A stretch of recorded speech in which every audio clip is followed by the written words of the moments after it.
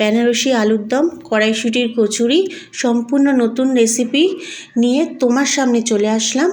বাড়িতে করে খেও, আর কেমন লাগলো আমাকে অবশ্যই জানিও।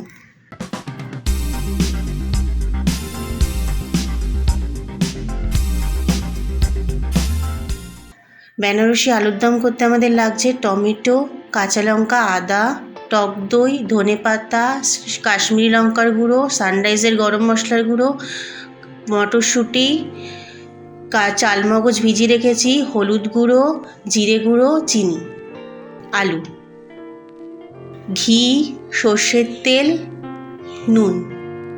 আর তেলটা আমি গরম করতে বসিয়ে দিয়েছি।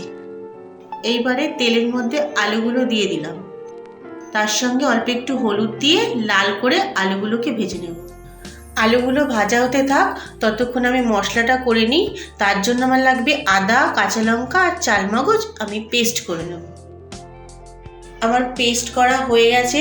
এদিকে আলু ভাজাগুলোও হয়ে গেছে। আলু ভাজাগুলো এবার তুলে নেব। এই রান্নার ভিডিওটা দেখতে দেখতে তোমার হাত দিয়ে একটা সুন্দর করে লাইক করে দেবে।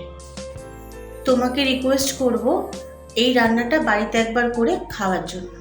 আলু ভাজার পরে তেল অবশিষ্ট ছিল, তার মধ্যে আরেকটু তেল আমি দিয়ে নিলাম। তেলটা গরম হয়ে গেলে পরে একটু জিরে ফোড়ন দিয়ে দেবো। ওই তেলের মধ্যে সামান্য একটু চিনি দিয়ে নিলাম। ফোড়ন রেডি হয়ে গেলে পরে ওর মধ্যে টমেটোটা দিয়ে নেব। এবার টমেটোতে একটু সামান্য নুন দিয়ে দেব, টমেটোটা যাতে তাড়াতাড়ি সিদ্ধ হয়ে যায়। এবারে টমেটোটা দেখো পুরো সিদ্ধ হয়ে গেছে। এবারে আমার যে মশলাটা রেডি করা ছিল, আদা, কাঁচা লঙ্কা আর চালমগজের যে পেস্টটা, ওইটা এবার টমেটোর সঙ্গে একসঙ্গে মিশিয়ে দেবো। মিশিয়ে দিয়ে ভালো করে কষিয়ে নিতে হবে। কষিয়ে তেল ছেড়ে উঠবে যখন, তখন মটরশুঁটি অ্যাড করতে হবে। মটরশুঁটিটা দিয়ে দিলাম। মটরশুঁটিটা দিয়ে দেওয়ার পরে হালকা হাতে মশলার সঙ্গে মটরশুঁটিটাকে ভালো করে কষিয়ে নিতে হবে। কষানো হয়ে গেছে। এবার ফেটিয়ে রাখা টক দই দিয়ে দেবো। আর একটা কথা মাথায় রাখতে হবে, টক দইটা তুমি যখন দেবে তখন গ্যাসের ফ্লেমটা একদম আস্তে করে দেবে। টক দই দিয়ে কষানো হয়ে গেছে। এবার আমি গুঁড়ো মশলাগুলো দিয়ে দেবো। প্রথমে দেবো হলুদ গুঁড়ো, বেশ অনেকটা পরিমাণে জিরে গুঁড়ো। হলুদ গুঁড়ো, জিরে গুঁড়ো দিয়ে মশলাটাকে এদিক ওদিক একটু নাড়িয়ে তারপরে দেবো সানরাইজের কাশ্মীরি লঙ্কার গুঁড়ো। মশলাগুলোকে সব একসঙ্গে করে ভালো করে কষিয়ে নেব। যাতে মশলাগুলো পুড়ে না যায় তার জন্য জল অ্যাড করব। এইভাবে কষাতে কষাতে সুন্দর একটা কালার চলে এসছে। আর দেখো মশলার ওপরে তেলগুলো পুরো ভেসে উঠেছে, আর দেখতেও কিন্তু খুব সুন্দর লাগছে। এরপর ভাজা আলুগুলো এর মধ্যে দিয়ে দেবো।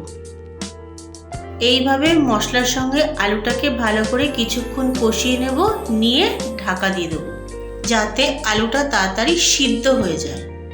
2 মিনিট পরে ফিরে আসলাম। দেখো কি সুন্দর কালার এসছে, তেলগুলো পুরো উপরে ভেসে উঠেছে, দেখতেও কিন্তু খুব সুন্দর লাগছে। আমার রিকোয়েস্ট প্রত্যেককে এই রান্নাটা অবশ্যই বাড়িতে করে খেও, আর কেমন হলো আমাকে জানিও। আলু সিদ্ধ হয়ে গেছে। গ্রেভির জন্য আমি অল্প করে জল দিয়ে দিলাম। আবার একটু নেড়ে চেড়ে ঢাকা দিয়ে দিলাম। আমার বেনারসি আলুর দম প্রায় কমপ্লিট। এইবার একটু নেড়ে ছেড়ে এর মধ্যে দিয়ে দেবো মিষ্টি, অল্প সামান্য পরিমাণে ঘি আর গরম মশলার গুঁড়ো। এরপরে আমি খুব অল্প সময়ের মধ্যে কড়াইশুঁটির কচুরিটা দেখিয়ে নেব। তুমি আমার সঙ্গে থাকো। এরপরে বেনারসি আলুর দমটা কড়াই থেকে নামিয়ে নিয়ে ওপরে ছড়িয়ে দেবো ধনেপাতা।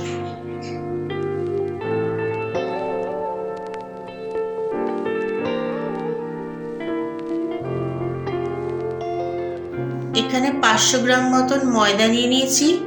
তার মধ্যে দিয়ে দিলাম নুন, চিনি, একটুখানি সাদা তেল,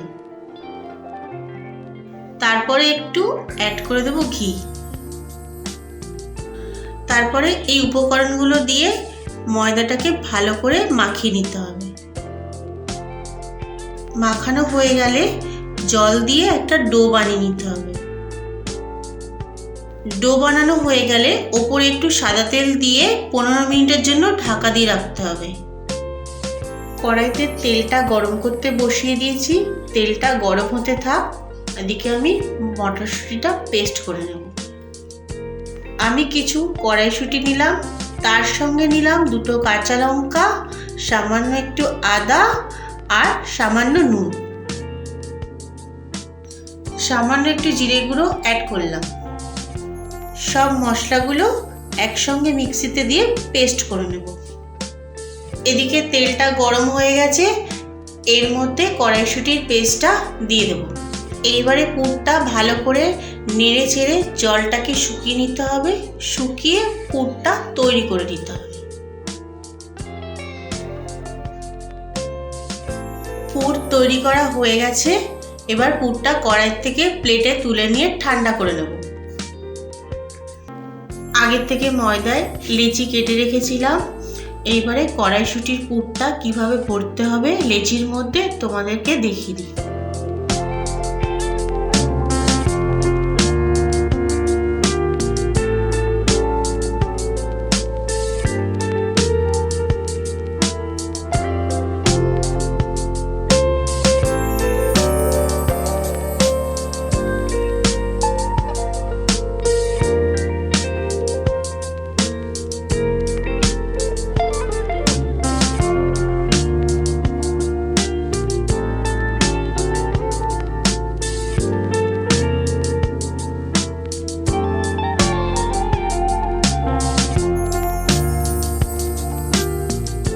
তেল গরম হয়ে গেছে, এইবারে কড়াইশুঁটির কচুরিটা বেলে ভেজে নেব।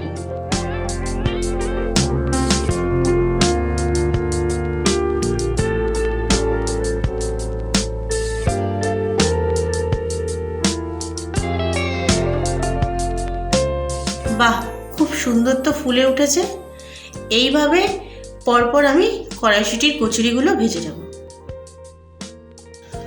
তোমার সামনে রেসিপি তৈরি হয়ে গেছে, কড়াইশুঁটির কচুরি আর বেনারসি আলুর দম। আবারও বলছি, তুমি একবার বাড়িতে করে খেও, আর কেমন লাগলো আমাকে অবশ্যই জানিও। ধন্যবাদ।